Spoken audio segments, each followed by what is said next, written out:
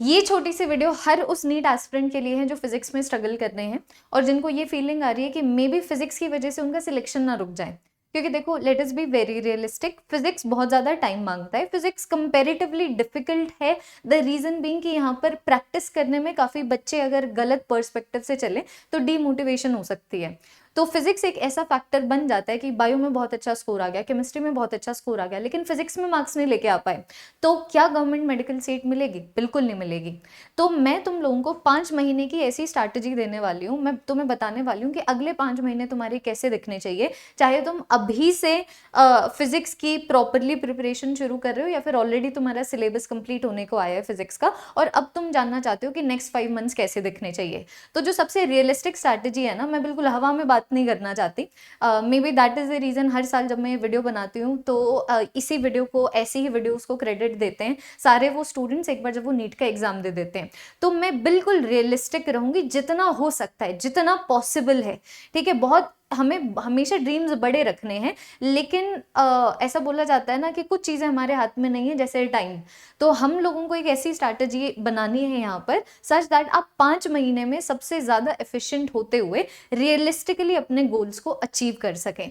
तो कोई भी बच्चा अगर यहाँ पर नया है, my name is Tamanna Chaudhary, a leading physics expert for NEET UG. अगर आप इस चैनल के ऊपर नए हैं तो चैनल को अभी सब्सक्राइब कीजिए। और यार मुझे ना कमेंट सेक्शन में एक प्रॉमिस कर जाओ, क्योंकि सिर्फ जानने से कुछ नहीं होगा। I am so very sure कि जब नीट 2024 का एग्जाम हुआ था, है ना, तब तुम लोगों ने कोई स्ट्रैटेजी वीडियो देखी होगी या फिर कोई बैच ज्वाइन किया होगा, वहां पर टीचर ने तुम्हें बताया होगा कि कैसे पढ़ना है। तो जानकारी तुम्हें तब भी थी, बस तुम लोगों ने इम्प्लीमेंट नहीं किया। तो प्लीज एक प्रॉमिस छोड़ जाओ और सिर्फ पता है वो जो सेल्फ रिस्पेक्ट होती है ना, उस सेल्फ रिस्पेक्ट के विद रिस्पेक्ट टू इस प्रॉमिस को मत तोड़ना। क्योंकि अगर तुम लोग अभी भी नहीं सीरियस हुए तो कब सीरियस हो गए? मैंने 1 महीने पहले जब ऐसी वीडियो बनाई थी ना, मैंने तब भी बोला था कि अगर नहीं सीरियस हो सकते हो तो नीट 2025 के लिए प्रिपेयर ही मत करो, नीट 2026 के लिए प्रिपेयर करने लग जाओ। तो this is high time everyone, ये हाई टाइम है आपके बहुत ज्यादा सीरियस होने का। ये हाई टाइम है दिन के 13 से 14 घंटे पढ़ने का, मैक्सिमम क्वेश्चन प्रैक्टिस करने का, और ये रियलाइज करने का कि अगर टेस्ट स्किप कर दिया तो बेसिकली आप नीट 2025 को ही स्किप कर रहे हो, ये मान के चलो। तो काफी चीजों के बारे में बात करेंगे। जैसे सबसे पहले मैं बताना चाहूंगी क्या टाइमलाइन फॉलो करनी है। ठीक है, टाइमलाइन क्या फॉलो करनी है, क्या सीक्वेंस रहना चाहिए अगर आप यूट्यूब को फॉलो करोगे या फिर किसी बैच को फॉलो करोगे। एक चैप्टर को किस तरीके से कवर किया जाता है, रिवीजन कैसे करनी है। और अगर मान लो तुम्हें इन सब चीज़ों से कोई वास्ता ही नहीं है, अगर तुम्हें ये है कि यार दी स्ट्रैटेजी मत बनाओ, आपको आपको पता है ना स्ट्रैटेजी, आप ऐसा करो, आप हमें पढ़ा दो। तो अगर मान लो तुम पीसीबी के लिए इस तरीके से पढ़ना चाहते हो सच दैट 5 मंथ्स में सारी स्ट्रैटेजीज इंप्लीमेंट हो जाए, सबसे रियलिस्टिकली और सबसे एफिशिएंटली तुम्हारे जो 5 मंथ्स हैं वो यूटिलाइज हो जाए, तो मैं बता दूं कि टीम जीएनटी का जो ऑल स्टार्स बैच है वो शुरू हो रहा है 16 दिसंबर से, जिसके अंदर बिल्कुल वही स्ट्रैटेजी फॉलो होगी जो मैं इस वीडियो में देने वाली हूं। जैसे कि सबसे पहले 3 महीने में सिलेबस कवर हो जाएगा, जिसके अंदर डिटेल लेक्चर्स होंगे, डीपीपीज होंगी, टेस्ट सीरीज होंगी जो वीडियो सोल्यूशंस के साथ मिलेगी। उसके अलावा यहाँ पर पर्सनल मेंटरशिप है, ताकि आपकी जो पर्सनल प्रॉब्लम्स हैं उनके सोल्यूशंस पर्सनली वही टीचर्स आपको दे पाए जो एक्चुअली में आपको पढ़ा रहे हैं। और एक बार जब 3 महीने में हम लोग पूरे सिलेबस को कंप्लीट करते हैं, क्योंकि 5 महीने ही बचे हैं, उसके बाद 1 महीने का प्रैक्टिस कोर्स है, मतलब 1 महीने बैठ के सिर्फ क्वेश्चन प्रैक्टिस कर रहे हैं। 1 महीने बैठ के मेरे जो स्टूडेंट्स हैं वो फिजिक्स के सिर्फ बेस्ट बुक्स में से बेस्ट क्वेश्चंस की क्वेश्चन प्रैक्टिस कर रहे होंगे। और मैं लिख के दे सकती हूँ 2025 में अगर मानो फिजिक्स में 50 क्वेश्चन आ रहे हैं ना, 49 क्वेश्चंस इसी प्रैक्टिस कोर्स से निकलेंगे। क्योंकि मैं हर साल करवाती हूँ, कभी यूट्यूब के ऊपर करवा देती हूँ, कभी पेड प्लेटफॉर्म के ऊपर करवा देती हूँ, लेकिन ये चीज़ मैं हर साल करवाती हूँ और हर साल 49 क्वेश्चंस तो एटलीस्ट हमारी क्लासेस से निकलते हैं। और उसके साथ साथ इसके अंदर मार्क्स इंप्रूवमेंट प्रोग्राम भी है कि आप आज कितना स्कोर कर रहे हैं, उसके बेसिस के ऊपर आपको स्पेशलाइज्ड डीपीपी दी जाएगी, उसके बेसिस के ऊपर आपको स्पेशलाइज्ड आपके ही कन्वर्जेंट नेसेसिटी का ध्यान रखा जाएगा, और उसके बेसिस के ऊपर आपको एडवाइजेस दी जाएगी, स्टडी मटेरियल दिया जाएगा, कैसे आगे बढ़ना है वो स्ट्रैटेजी दी जाएगी, है ना। तो ये शुरू हो रहा है बच्चों 16 दिसंबर से। अगर बिना टॉपर बॉक्स का लेते हो तो ये 3999 का है, विद टॉपर बॉक्स लेते हो तो ये 4999 का है। आपको टीसी लाइव कोड का इस्तेमाल करना है अगर आप चाहते हो कि 5 महीने तक आपको पर्सनल मेंटरशिप मैं दूं। ठीक है, तो ये जितने भी बाय लिंक्स हैं वीडियो के डिस्क्रिप्शन में है, आप क्लिक करके बाय कर सकते हैं। लिमिटेड टाइम ऑफर है ये, जो 3999 में और 4999 में आपको मिल रहा है। टीसी लाइव कोड लगाओ, है ना। टीसी लाइव कोड लगाओ, मैक्सिमम डिस्काउंट पाओ और 16 दिसंबर से शुरू करते हैं। ये बताना मेरा फर्ज है, क्योंकि क्योंकि I want to be realistic. हर बच्चे के लिए यूट्यूब से पढ़ के सिलेक्शन लाना नहीं मुमकिन होता। व्हाट इफ अगर एक ऐसा बच्चा है जिसको पता है कि भाई होता हूँ मैं डिस्ट्रैक्ट, मुझे होती है डिस्ट्रैक्शन, मैं एक यूट्यूब वीडियो देख रहा हूँ, अगर मान लो कोई और नोटिफिकेशन आ जाए या फिर कोई और यूट्यूब वीडियो मुझे दिख जाए तो मैं करता हूँ ऐसे कि मैं उसके ऊपर क्लिक करके उसको देखने लग जाता हूँ। तो ये जो सेल्फ अवेयरनेस है अगर तुम में है और तुम्हें लगता है कि भाई अब रिस्क नहीं लेना है, हमने देख लिया पिछले 6 महीने यूट्यूब के ऊपर, अब रिस्क नहीं लेना है, जो तुम्हें लेना भी नहीं चाहिए, सीधा सीधा इस बैच में एनरोल कर सकते हो। ठीक है, और अब हम लोग आते हैं मेन मुद्दे के ऊपर कि एक्चुअली में अगले 5 महीनों में आपको किस तरीके से पढ़ना है। अब जैसे कि मैंने वीडियो के स्टार्टिंग में बोला था, 2 तरीके के बच्चे मुझे देख रहे हैं। एक वो जो फिजिक्स पढ़ना ही अभी शुरू करेंगे, और एक वो जिनका फिजिक्स का सिलेबस ऑलमोस्ट कंप्लीट होने वाला है या हो चुका है। तो जो तुम्हारे स्टेजेस है ना, जो ये अगले 5 महीने हैं, इसमें 3 स्टेजेस आएंगी जिसमें 2 बार सिलेबस कवर होगा। अगर मान लो तुम आज से फिजिक्स की प्रिपरेशन शुरू कर रहे हो तो दिसंबर से लेके मिड मार्च तक तुम पूरे सिलेबस को कवर करोगे। फिर मिड मार्च से लेके मिड अप्रैल तक तुम्हारा रिवीजन चलेगा, और मिड अप्रैल से एग्जाम डे तक सिर्फ और सिर्फ मॉक टेस्ट की हेल्प से तुम लोग रिवाइज करोगे, शॉर्ट नोट्स की हेल्प से रिवाइज करोगे, क्वेश्चंस की हेल्प से रिवाइज करोगे, थ्योरी की हेल्प से नहीं करोगे। और इन केस मान लो अगर तुम एक ऐसे स्टूडेंट हो जिसके पास एक एडेड एडवांटेज है, क्योंकि तुम लोगों ने पढ़ाई 4 महीने 5 महीने 6 महीने पहले शुरू कर दी थी और अब तुम्हारा फिजिक्स का सिलेबस कंप्लीट होने को आया है, तो टाइमलाइन यही रहेगी। बस बात यह है कि यहाँ से लेके यहाँ तक तुम्हारा डिटेल रिवीजन चलेगा, यहाँ से लेके यहाँ तक क्विक रिवीजन चलेगा, और अल्टीमेटली मिड अप्रैल से एग्जाम डे तक, जो आपकी बार मेरे बर्थडे पे ही 4 मई को होने वाला है, तो तब तुम्हारा मॉक टेस्ट की हेल्प से रिवीजन चलेगा। तो टाइमलाइन यही फॉलो होगी। अब अगर मैं बात करूं कि इस टाइमलाइन में चाहे मैं डिटेल्ड रिवीजन की बात करूं या फिर सिलेबस कवरेज की बात करूं, क्विक रिवीजन की बात करूं, तो सीक्वेंस क्या होना चाहिए। तो अगर तुम्हें लगता है अपने पास्ट को देखते हुए, अपने पता है आंख बंद करके अपने आप से पूछ लेना, पिछले 5 महीनों में क्या मैं यूट्यूब से मैंने ऐसे पढ़ाई की है जैसे मुझे करनी चाहिए थी, या फिर तुम डिस्ट्रैक्ट हुए हो, या फिर तुम्हें लगा है कि बिकॉज कोई स्केड्यूल नहीं है ना, बिकॉज कोई मेंटरशिप नहीं है, बिकॉज कोई टेस्ट नहीं है, तो उसकी वजह से तुम्हारी नीट प्रिपरेशन काफ़ी हैम्पर हुई है। अगर उसका जवाब है हाँ, बैच ज्वाइन कर लो। इस वीडियो को भी देखने का कोई पॉइंट नहीं है, बैच ज्वाइन कर लो, दैट इज इट। ओरिएंटेशन 16 को मैं लेने वाली हूँ, सब समझा दूंगी उसमें। और अगर तुम्हें लगता है यू हैव बीन एफिशिएंट और तुम यूट्यूब से अब आगे कंटिन्यू करना चाहते हो और यूट्यूब की हेल्प से नीट क्रैक करना चाहते हो, तो ये सीक्वेंस तुम लोग फॉलो कर सकते हो। ये सीक्वेंस मैंने बनाया 2 चीज़ों को नज़र में रखते हुए। नंबर 1, कौन सी चीज़ें सबसे ज़्यादा इंपॉर्टेंट है, ठीक है, एक मैंने ये रखा है। और नंबर 2 कि ये स्केड्यूल को फॉलो करना कितना ईजी हो जाएगा। जैसे कि देखो, बेसिक मैथ्स एंड वेक्टर से तो शुरुआत करोगे नो मैटर व्हाट, फिर मैकेनिक्स पे आ जाओ। अब मैकेनिक्स में इतना ज़्यादा बेसिक मैथ्स होगा, इतने सारे कैलकुलेशंस होंगे, इतना ज़्यादा वेक्टर का यूसेज होगा, तो एक बार जब तुम मैकेनिक्स कर लोगे ना, तुम्हारा दिमाग थोड़ा सा एग्जॉस्ट हो जाएगा। बिकॉज ऑब्वियस सी बात है, नेक्स्ट के 5 मंथ्स तुम्हारे लिए काफ़ी हेक्टिक होने वाले हैं। अब होने वाले हैं तो होने वाले, that is the price that you have to pay for a government medical seat. So either pay this price और do not even participate in the game, that is the rule.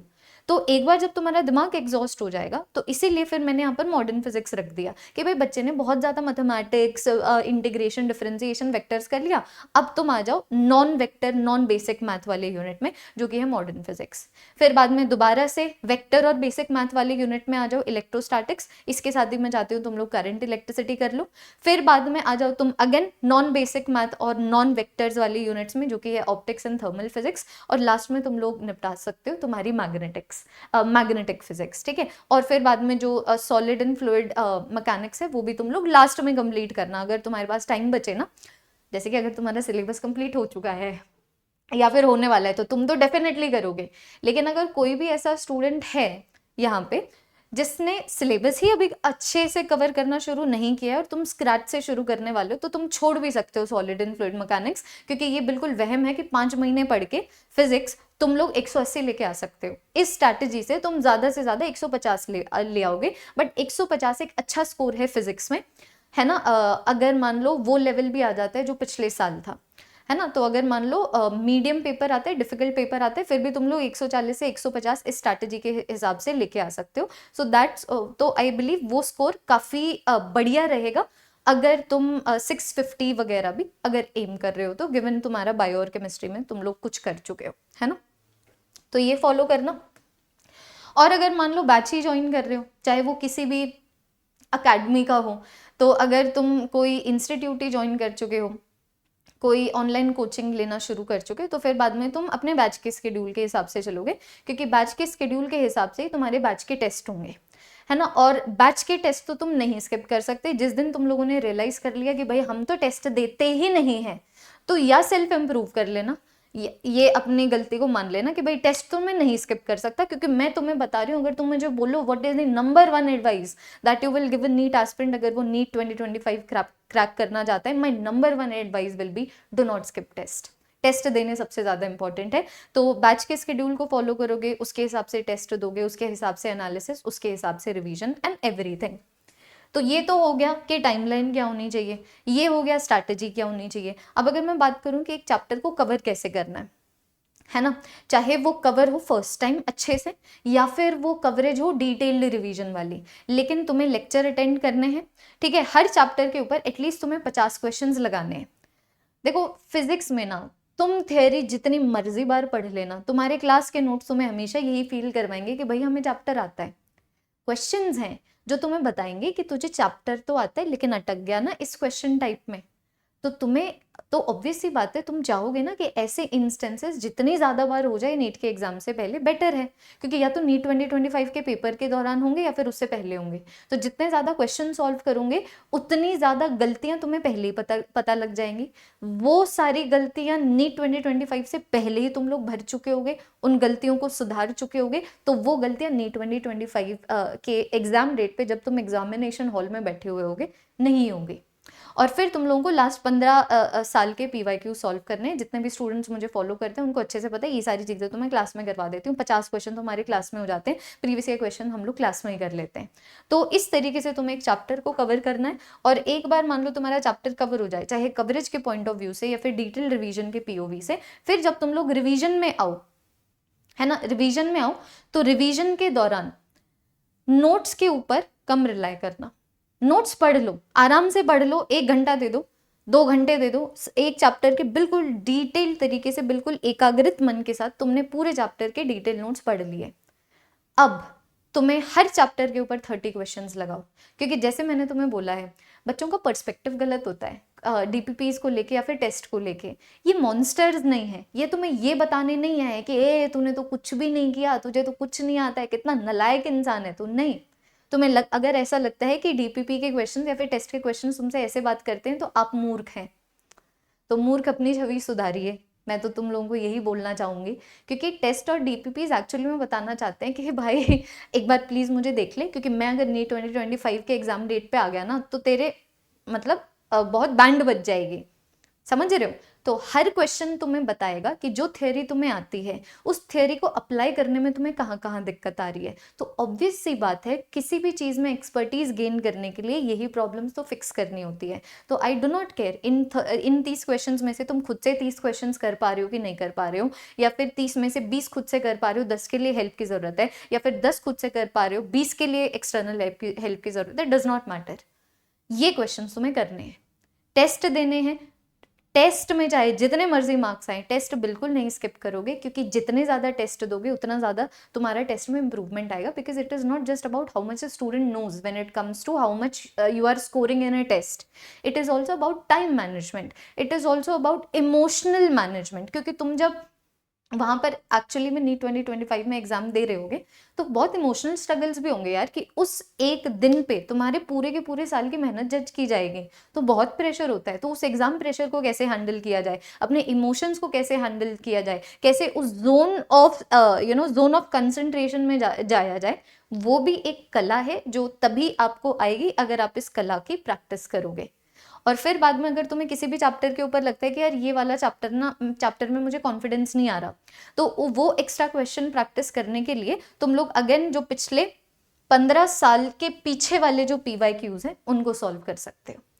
तो इस तरीके से ये तुम्हारी स्ट्रैटेजी होनी चाहिए बच्चों। इसी स्ट्रैटेजी के हिसाब से अगर तुम लोग चलोगे तो नेक्स्ट 5 मंथ्स को बहुत इफेक्टिव, बहुत रियलिस्टिक तरीके से तुम लोग निकाल पाओगे, तुम्हें मार्क्स में भी इंक्रीज आने लगेगा। एंड मैं तुम लोगों को लास्ट में ना यही एडवाइस दूंगी, don't think too much, don't think too much about what to do, rather do it, है ना। सोचो अगर एक बच्चा 1 घंटा दिमाग लगा रहा है सिर्फ ये सोचने में कि ये स्ट्रैटेजी फॉलो करूं या ये या ये या ये, अगर मान लो बच्चा कोई भी स्ट्रैटेजी फॉलो करके अगर वही 1 घंटा पढ़ाई में लगा देता, तो डू यू नॉट थिंक कि वो बच्चा ज़्यादा एफिशिएंट होता? डोंट यू थिंक कि उस बच्चे ने अपने नीट प्रिपरेशन में एक्चुअल में कुछ कंट्रीब्यूशन किया होता? तो डोंट थिंक टू मच, मेहनत वेस्ट नहीं जाती, तो मेहनत करो, ज़्यादा सोचो मत, एक टीचर को फॉलो कर लो और वो टीचर जैसा बोले वैसा कर दो। अगर एक्सपर्ट्स बैठे हुए हैं, अगर किसी इंसान का नाम है, अगर किसी इंसान के ऊपर नीट एस्पिरेंट्स ट्रस्ट करते हैं, अगर किसी इंसान ने बहुत सारे नीट एस्पिरेंट्स को फ्यूचर डॉक्टर्स में कन्वर्ट किया है, उनको मेडिकल सीट्स दिलाई है, तो वो इंसान कुछ जानता है, और वो इंसान वो जानता है जो तुम कभी नहीं जान पाओगे। बात यह क्यों जानना चाहते हो? Your job is not to be a teacher. Your job is to be a very efficient NEET aspirant. So just follow any teacher who is trustworthy और उनके हिसाब से चलो। That is where I would like to end this video. Hopefully आपको ये video पसंद आई हो। अगर पसंद आई है let me know in the comment section. और जैसे मैंने बोला एक प्रॉमिस जरूर चाहिए, सिर्फ नॉलेज से कुछ नहीं होगा। Knowledge is not power, only the knowledge that can be implemented can be converted into your power. तो रॉ नॉलेज का कुछ नहीं होगा, उसको एक्टिव नॉलेज में कन्वर्ट कीजिए और मिलके नीट 2025 क्रैक करते हैं। बैच शुरू हो रहा है 16 दिसंबर को, ज्वाइन कर लो। TC लाइव कोड है, पर्सनल मेंटरशिप के हिसाब से एक साथ मिलके कदम से कदम मिला के 5 महीने बिल्कुल अच्छे से मेहनत करके नीट 2025 क्रैक करते हैं। That is all everyone, thank you so much, bye.